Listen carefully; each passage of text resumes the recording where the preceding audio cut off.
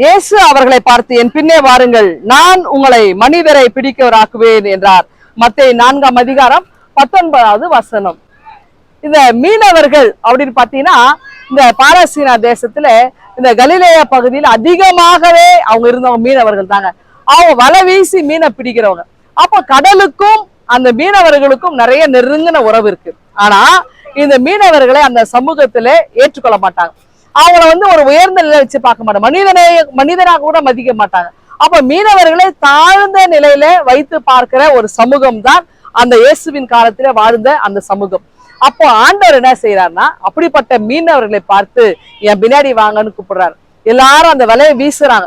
இப்போ வலையை வீசும் போது சில நேரங்கள ஏமாற்றமும் வரும். வலை வீசும் போது மீன்கள் அகப்படும். நான் ரொம்ப நேரமா இந்த டேம் நிக்கிறேன். ஒருத்தர் வலை வீசிட்டே இருக்கிறாரு. ரொம்ப நேரம் ஆனா மீன் அகப்படலை. இன்னொருத்தர் வலை வீசுறாரு, அந்த மீனானது வேகமாய் அகப்படுது. இதையும் பார்த்து கொண்டே இருக்கிறோம். அப்படின்னா இந்த வலை வீசி மீன் பிடிக்கும் பொழுது மீன்கள் கிடைக்கலாம், கிடைக்காமல் போகலாம். ஆனால் என் கூட வந்தீங்கன்னா நான் அவளை மனுஷரே பிடிக்கிறவர்களாக்கு வேண்டார். ஒரு பெரிய ஒரு லீடர்ஷிப்பை கொண்டு வந்து கொடுக்கிறார் ஆண்டவர். அப்படின்னா மனிதரை அந்த கவர்ந்து எடுத்து மனிதரை தம் பணிக்காக, இறை பணிக்காக அழைப்பது என்பது எளிதான காரியம் அல்ல.